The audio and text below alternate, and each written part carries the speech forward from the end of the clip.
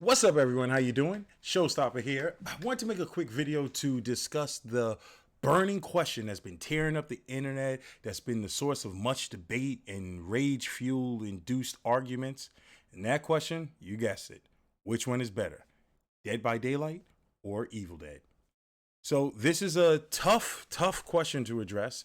And hey, given that Evil Dead's been out for a week, but I already have 108 hours on the game and 11,000 hours on DVD, I figured, hey, who better to lead this discussion than I? So in addressing this inquiry, I wanted to use an unbiased, tried and true scientific method for us to reach the most accurate results. And in doing so, I settled on using the GamePro's game rating system. So GamePro rates games based on four categories. First being graphics, which judges the overall artistic quality of sprites, animation, and background scenery. Well, we're going to say polygons instead of sprites in this case. Second category is sound, which critiques music and sound effects. Music and sound effects. This will come into play later. The third category is control, which rates how smoothly the control pad, or if you're a PC nerd, mouse and keyboard, commands and the game's interface turn you on to the on-screen action and fun. Basically, how good the game controls. And the last category being fun factor. Are you going to have a good time?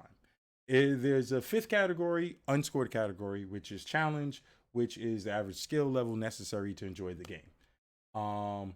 And GamePro, each category is rated on a 10-point system, 1 through 5 with half points. So it's 1, 1.5, 2, 2.5, 3, 3.5, so forth. With 5 meaning outstanding, 4 great job, 3 good job, 2 could be better, and 1 wake me up when it's over. Without further ado, let's jump right in. First up, we got the challenger coming in, Evil Dead the game. Okay, I guess I'll just put the final score up now and we can discuss. Okay, first category, graphics. So when you turn on Evil Dead, the first thing you're going to notice is that the game is beautiful. Stunningly beautiful, especially coming from Dead by Daylight, which, by the way, these categories are relative to each other. I came up with the scoring, but the graphics are awesome. The lighting effects, the atmosphere, the particle effects when the demons are summoned, minions are summoned and coming after you, just everything. The game looks beautiful. It's one big map, but it stays fresh because it has weather and lighting changes from game to game. So it is what it is. Now, let me be clear.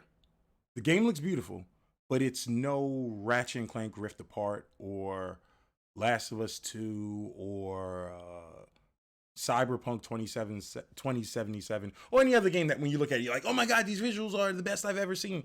But very good visuals. So we can't give it a 5, but we can give it a 4. Good job. Okay, next category comes sound. Okay, with sound, we're going to give it a 3.5. The reason why I say is this. 3 is the baseline, meaning, hey, you did your job. Nothing special, but you did your job. Did good job on it. Nothing with the sound necessarily jumps out as being groundbreaking. I'll say that the demons sound good. The grunts that the minions make sound good. The gunshots sound awesome. Car effects, just, run of the mill sound. Pretty good for what it is. So we're going to go with a 3.5. A little better than average. Okay. Next, control. With control, this is a tough category to judge on this game because, well, we're going to go with a 4. We can't give it a 5 because the game suffers moreover from the killer side, the demon side than the survivor side. It has a certain jankiness that gets in the way of gameplay. Some of it, I think, is done intentionally. And from the survivor side, so the problem I've had when I'm survivor side is basically the game uses almost every button on the controller. And I find myself having to think about what I'm doing before I do it. Like, okay, which button adds shield? Oh, this one is health. This one's the flashlight.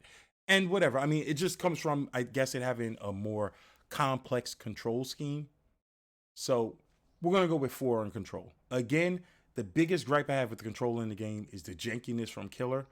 Some things I feel are done on purpose though, so I don't want to knock it too much. For example, the driving the car with the survivor side, the controls can be a little difficult, but again, I think it's done on purpose to create a sort of chaos in the game and not make it too easy.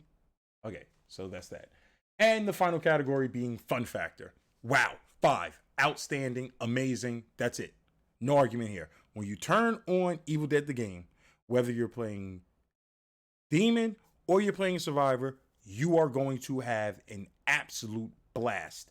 The game is from end to end, either side, it's enjoyable. The one small knock might be if you're playing Survivor and you're solo queue and your teammates are idiots. I mean, yeah, it's gonna suck in that case. You'll still have fun, but it's gonna be annoying. But that's to be expected nowadays in online gaming because 90% of your teammates are bots anyway. So this is our score for Evil Dead, the challenger coming in. Pretty respectable. Okay, let's take this off. And now, coming to the stage. Let me take this off. Okay. Coming to the stage. The reigning, defending, undisputed champ of asymmetrical games. Ladies and gentlemen, y'all know it. Dead by Daylight. Wow. For the past 6 years, this game has had the asymmetrical genre by the throat and just squeezing it. I love the game. I'm not going to talk bad about it. People, I love Dead by Daylight. Like I said, I have 11,000 hours in this game. But my bias cannot come into effect here. So, with that said, without further ado, let's get to the scoring. Now, before we have a riot in the comment section or anything, or anyone jumps, Showstopper, fuck you. Wait, let me explain why it's getting the score it gets in these categories before you jump out at me. Let me put the score down. Okay. First, graphics. Yeah, we gotta go with 3.5. So Dead by Daylight is a 6-year-old game, and it shows in the visuals. Now, Behavior has done a very good job in attempting, well, not very good job. They've done a pretty good job. They've done a pretty good job in trying to update the game graphically. But again, it's at the end of the day, it is a 6-year-old game, and you know, if you take an ugly pig and put makeup on it, it's still an ugly pig. But anyway, the game looks better than it has in the past. They've done some graphical updates. However, let's face the fact: there are some maps that just are dark and you can barely see through. Some of the textures are atrocious. A lot of people play on PC have to apply filters to it. We're not going to even, that's before you even get into the frame rate issues on older gen consoles and so forth. Whatever. We're going with a 3.5. 3 being baseline, like, we'll give it a notch up. That extra 0.5 for the upgrade to visuals they've done over the past year plus. Sound. Okay, so this is... Sometimes people make the comment that the art team carries Dead by Daylight. I feel the sound team carries the game. I would give Dead by Daylight sound a 5 out of 5. Outstanding. Without a doubt, I would give it 5 out of 5. The sound design is just wonderful. From the orchestrated chase music to the melodic huntress or plagues, Mong here, Dong he, Vasava, or just everything. They nailed the Michael music, just everything. Yui's orgasmic groans on the ground, or the pleasureful sounds of beating a Claudette on the hook and it screams. It's just, the game's sound design is truly outstanding. However, there are some issues. And the issues come in the form of bugs. Bugs that have plagued the game for a while, such as a survivor not being silent on the ground when they're being slugged, or survivors getting iron will for free, even when they don't have iron will, they just don't make noise. Now, these might be minor gripes, and some might think it doesn't warrant knocking it from a 5 to a 4. However, These gripes have a significant impact on gameplay, and they've been present in the game for years, which is inexcusable. For that reason, we're knocking the sound from a 5 to a 4, but still a 4, which is great score. Next, Control. 5 out of 5, outstanding. Why do I say that? Again, this is comparative. I'm comparing it somewhat to Evil Dead's Control. The control in Dead by Daylight is just awesome. If you're a survivor, it's very intuitive, very easy. What you have to do, just running animation, the way you run, control runs, handle yourself in chase, whether you're spinning 360, spinning the killer, dead harding your way to a pallet, making a quick turn for a flashlight blind. You see people moonwalking all around. The control is just fantastic from a survivor standpoint. From a killer standpoint, I mean, say what you will about playing killer, but the fact that you can go from one game, whether you're just Pig or Myers or Trapper, just a basic movement killer, to the next game, you're blinking around with Nurse, Fluid, or zipping across the map as Billy or Blight, and then a round later, you're aiming and throwing hatches with Huntress. I feel that the control on Dead by Daylight is simplistic and very intuitive and responsive, and we're giving it 5 out of 5, especially compared to the jankiness that's found inside of Evil Dead. And the final category, fun factor. Yeah, it's gonna get hit here. So it's a funny thing about Dead by Daylight. It's frustrating as hell, especially playing killer.